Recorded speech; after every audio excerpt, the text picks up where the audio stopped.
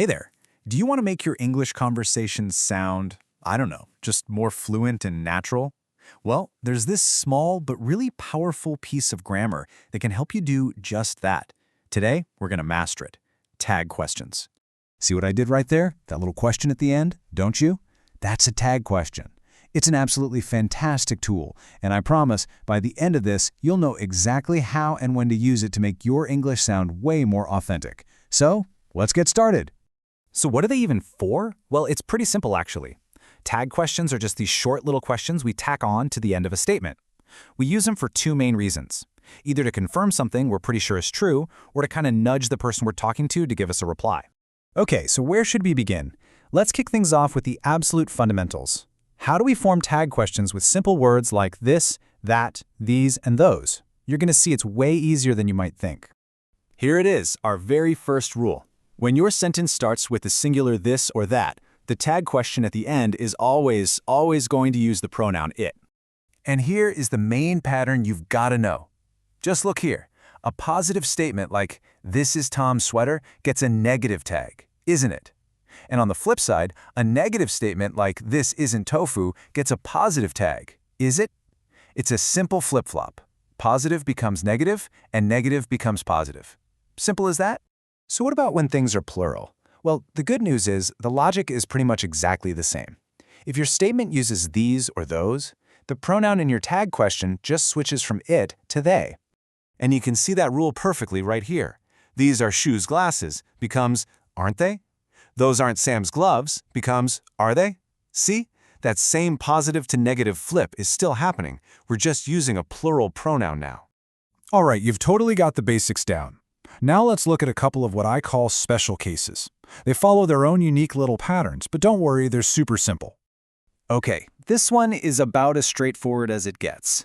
Whenever a sentence starts with "there is" or "there are," you just repeat the word "there" right in the tag. That's it. See how that works? There is milk. Isn't there? There weren't any phone calls. Were there? The word "there" just carries right on over into the tag. Easy, right? Next up is the word everything. Now, this one can feel a little weird, because everything sounds like, well, a lot of things. But in English grammar, we treat everything as a single concept, so we use it in the tag. So, for example, everything is going well, isn't it? You would never say "aren't they?" The key thing to remember is just this. Grammatically, everything always equals it. Okay, let's switch gears and talk about pronouns that refer to people. This is where it can get a tiny bit tricky, but I promise, once you see the pattern, it'll totally click. So, this is the rule that trips a lot of people up, so listen close. Words like everyone and somebody might feel like they're talking about one person, but when we make a tag question, we use the plural pronoun they. For instance, everyone signed the birthday card, didn't they?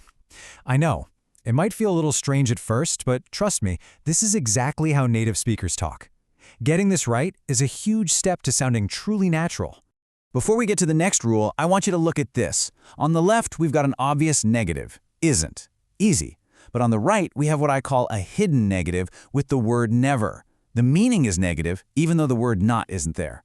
This is so important for what's coming up next. So here's the deal. Words like never, no, or nobody automatically make the whole statement negative. And what do negative statements always get? You got it, a positive tag. So for that example, Henry never finishes his vegetables. The tag would be, does he? Phew, okay, we have covered a lot of ground. So I think it's time for a little check-in to make sure you've got this. You ready to test yourself? Let's do it. All right, here's the first one. Those are his sneakers?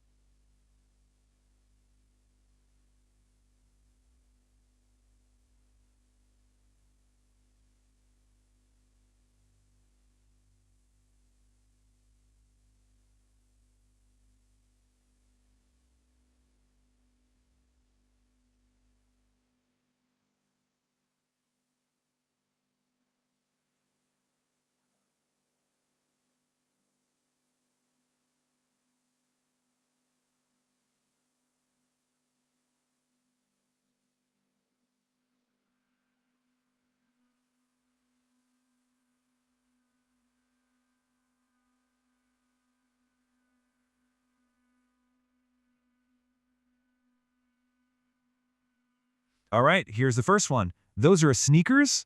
I'll give you a second to think. And the answer is, aren't they? Did you get it? It's because the statement uses those, which is plural, so we use they. And since it's a positive statement, the tag has to be negative. Awesome job. Okay, let's try one more. You're doing great.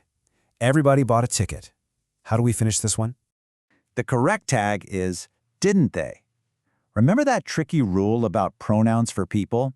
Even though everybody feels singular, we always use the plural they in the tag. You are doing so well. Seriously, before we wrap this up, let's just look at one final super important rule that kind of brings a couple of these ideas together. This last one combines two things we've learned. First, nobody and no one refer to people, so we're going to use they. And second, they are those hidden negative words, which means the statement is already negative and needs a positive tag. And here is a perfect example that puts it all together. Nobody heard the alarm. That's a negative statement about people. So the tag has to be positive, and it has to use they, did they? Make sense, right? And that is your crash course in mastering English tag questions. This was really helpful, wasn't it? For more lessons just like this one to keep building your skills, make sure you subscribe to the American English Academy on YouTube. Thanks for watching.